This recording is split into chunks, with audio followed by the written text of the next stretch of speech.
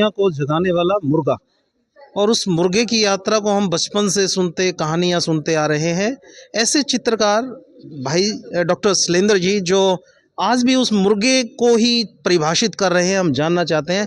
Doctor साहब, दुनिया को जिस मुर्गे ने जगाया, आप उसको मुर्गे की आज भी परिकल्पना में है, उसको आज भी परिभाषित और प्रचारित प्रसारित कर रहे हैं। बताते चलें क्या वो थीम लेके चले हैं डॉक्टर साहब? सर, सबसे पहले तो अगर हम मुर्गे को, जैसे आपने बोला कि बहुत पूर्वजों से चलता आ रहा है, तो ये अपना इंडियन माइथोलॉजी के अंदर इसका बहुत बड़ा इतिहास रहा है। जी जी। अगर हम बिल्कुल प्योर टिपिकल हिंदुइज्म में जाते हैं तो जो इस टाइम जो गणेश के भाई, जिसको हम कार्तिकेय बोलते हैं, तो कार्तिकेय का जैसे वाहन बना था मोर, जी तो वो राक्षस को वध जो किया, तारकासुर को मारा था, जिस टाइम जो पहाड़ के दो टुकड़े हुए थे, जी जी जिसमें से एक पे आपका मोर बना था और एक से मुर्गा बना था, जी। तो पहाड़ों के टुकड़े, तो उसमें मोर को इन्होंने अपना वाहन बनाया था। हम्म। और उस टाइम मुर्गा बोलता कि मेरे लिए क्या, आपने जी। क्योंकि ये सुंदर है तो आपने इसको वाहन बना लिया, जी, तो जी। मैं क्या करूं। जी तो उन्होंने बोला कि आप जो है लाइफ टाइम के लिए मेरी पताका जो है उस पर आप विराजमान रहेंगे रूप में। तो वो बोलता है मैं रूप में क्यों रहूं, ये तो साक्षात आपके साथ रहेगा जी। और मैं रूप में रहूं। तो फिर इन्होंने, कार्तिकेय ने बोला तो ठीक है, आज से तुम मुझे हमेशा जगाओगे और मेरे साथ साथ सारी सृष्टि को आप जगाओगे। तो तब से मुर्गे का सुबह बोलने वाला वो शुरू होता है। दूसरा, अगर हम इसके और दूसरा महाभारत काल में जाते हैं, जी। तो शिखंडी जब आया था भीष्म पितामह को मारे, तो उनकी ध्वजा पर भी मुर्गा बना हुआ था। जी। तो उसका वही था कि मैं अगेन मतलब जन्म लूंगा, बार बार आऊंगा।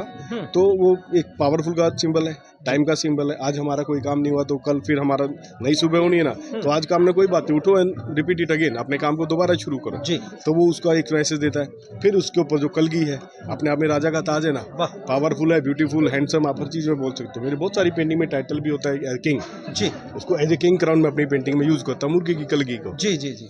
और रही बात एक इसकी आवाज बोलने को लेकर, एक तो हुआ इंडियन माइथोलॉजी, फिर आते हैं हम साइंस में। तो जापान के साइंटिस्ट ने इसको रिसर्च किया है 1982 समथिंग में, कि वर्ल्ड में सिर्फ एक अकेला बर्ड ऐसा है जो लाइट को देख के रिएक्ट करता है, और कोई इस प्लेनेट पे ऐसा कोई बर्ड नहीं है जो लाइट को देख के रिएक्ट करे। जी। तो लाइट सुबह, नई सुबह दिखी ना तो बोलेगा, दैट मीन चलो कंटिन्यू डू योर वर्क, अपने काम पे लग जाओ। जी जी। तो इसीलिए मैंने इस पेंटिंग के अंदर पीछे कोणार्क व्हील है। कोणार्क व्हील भी समय चक्र है जी। टाइम को परिवर्तित करता है। आप अगर महाभारत में देखें, टाइम अच्छा चल रहा था तो अच्छा चल, जैसे टाइम उल्टा हुआ यानी मुर्गे की बांग चेंज हुई तो महाभारत हो गई। जी जी। तो उन्हीं सब चीजों जी को जी। लेकर। डॉक्टर साहब शैलेंद्र जी, आपने कमाल का विवरण इस मुर्गे के इतिहास को आपने बताया, और चित्रकारी से आप उकेर रहे हैं।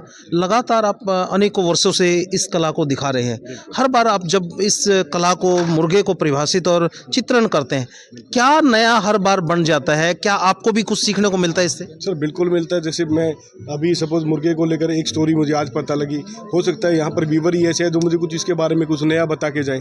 तो जब बना रहा हूँ तो इसके बारे में बनाते बनाते ही बहुत सारी चीजें पता लगती है। हर बार कंपोजिशन अलग होता है। कहीं पर मैंने इसको as a king red carpet पर बनाया जी। जैसे मॉडल किंग एटीट्यूड के साथ काम कर रहा है, और इसका एटीट्यूड आप देखें ना, जिस तरह ये दिखता है ना, तो वो एक एटीट्यूड है इसके अंदर। जी जी। तो वो बाकी चीजों में नहीं मिलेगा इतना, जो एक एटीट्यूड का भी इसमें नाम है। तो जितनी बार हम लोग बनाएंगे ना कुछ एक नई चीज।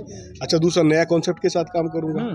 तो जब नए कॉन्सेप्ट के साथ काम करूंगा ना, तो नया माइंड में एक थॉट तो आएगा ना, तो थॉट आएगा तो एक नई सोच और नई चीज भी पता लगेगी जी। तो वो इसमें हर पेंटिंग के साथ एक नई चीज मुझे पहचान मिलती है जी। कोशिश भी होती है, दूसरे लोगों को भी पता लगता है, लोगों से मुझे भी पता लगता है, मतलब सिखाया भी जाता है, सीखने को भी मिलता है। जी।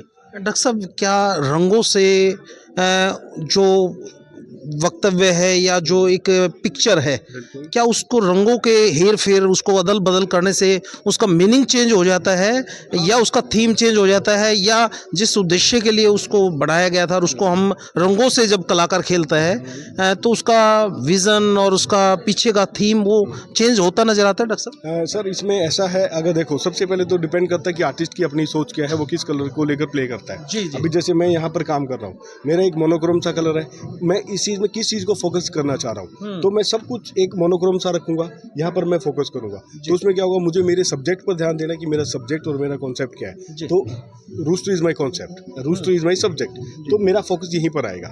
तो उसके बाद पहले मुझे ये दिखाना है तो व्यूवर को सबसे पहले ये दिखना चाहिए, उसके बाद वो यहाँ से घूमेगा कि उसको क्या देखना है। वो मैं चाहूँगा कि दर्शक क्या देखे, क्योंकि उसके अगर मैं सारी चीज़ों को सेम बना दूंगा तो फिर कैमरे में और पेंटिंग में फ़र्क क्या रहेगा। कैमरा भी तो जैसा उठाएगा सारा दिखेगा ना। तो अगर वही डिटेल यहाँ पर भी होगी तो आपका एक फोकस कहाँ पर बनेगा। तो फोकस बनाने के लिए मुझे एक पॉइंट, एक पर्सपेक्टिव बिंदु चाहिए कि पहले आदमी आँख बंद करके जब आप खोलोगे तो सबसे पहले आपको ये दिखेगा, उसके बाद आपकी नज़र घूमेगी मेरी कैनवस पर कि मुझे कहाँ आपको घुमाना है। तो वो मेरे कलर्स और ब्रश से ही होगा। जी डॉक्टर साहब, मेरा अंतिम निवेदन, राजनीति पर भी कभी ना कभी आपने कोई कटाक्ष या कोई ना कोई पेंटिंग अवश्य की होगी, क्योंकि कलाकार एक ऐसा है वो स्वतंत्र होता है, और जैसे आपने बताया कि ये कलाकार डिसाइड करता है उसको क्या चीज़ डिस्प्ले करनी है, क्या चीज़ नहीं दिखानी, और फर्स्ट साइट उसकी किस बिंदु पर होती है। थोड़ा आप बताते चले, क्या राजनीति पे भी क्या किसी प्रकार से आपने चित्रण किया है? जी, बिल्कुल। अगर मुर्गे को लेकर बात की जाए तो भी लास्ट टाइम अभी हमारा ललित कला में एक प्रोग्राम था जिसमें 75 ईयर्स जो अपना इसका था, 75 जो चल रहा है हमारा 75 ईयर्स वाला, तो उसको लेकर काम कर रहा था। तो वहाँ पर बनाया कि मैंने अपने इसी मुर्गे को नीचे एक चांद बनाया था, मून के ऊपर, जिस टाइम हमारा ये लॉन्च हुआ था चंद्रयान।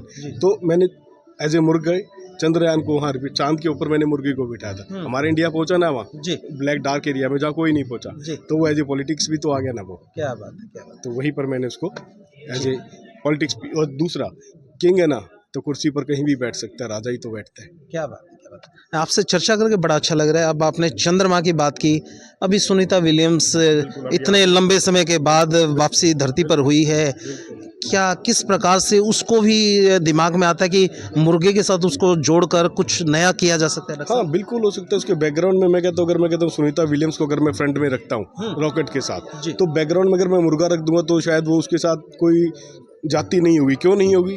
मुर्गा एक समय का सिंबल है ना, उसका समय अच्छा था तो नीचे आ गई, नहीं था जब तक ऊपर थी। जी जी। तो और वहां से भी कुछ सीख कर आई, क्योंकि ऐसा नहीं ना कि बुरा समय हमारे लिए बुरा ही होता है। हमारा बुरा समय भी हमें बहुत कुछ सिखाता है, उससे भी हमें कुछ ना कुछ लेसन नहीं मिलता है कि भी किस पर ट्रस्ट करो, किस पर नहीं करो, बुरे समय में कौन आपके साथ है, आपको क्या करना चाहिए, आप कैसे अपने आप को इनर सोल कैसे स्ट्रॉन्ग करोगे। तो बहुत सारी चीजें उसी से पता लगी ना। टाइम ही तो डिबेट करेगा ना। अच्छा टाइम भी आपको सिखाता है, बुरा भी सिखाता है। तो वही चीज़ है। तो वहाँ पर भी अगर हम चाहेंगे तो प्लान करेंगे एक अच्छी सी कंपोजिशन सुनीता में भी नेक्स्ट टाइम जब हम मिलेंगे तो शायद आपको ऐसा कुछ देखने को मिले। जी जी, बहुत आभार डॉक्टर साहब शैलेंद्र जी। ये थे हमारे साथ डॉक्टर शैलेंद्र जी, जो रंगों से लोगों को जगाने का काम करते हैं। मुर्गे ने भी जगाया है पूरी दुनिया को अपनी बाग से, और डॉक्टर शैलेंद्र जी रंगों से लोगों को जगा रहे हैं। आप देखते रहिए रिवॉल्यूशन इंडिया। फिर किसी अन्य दिन किसी खास शख्स से मुलाकात कराएंगे। जय हिंद, जय भारत, वंदे मातरम।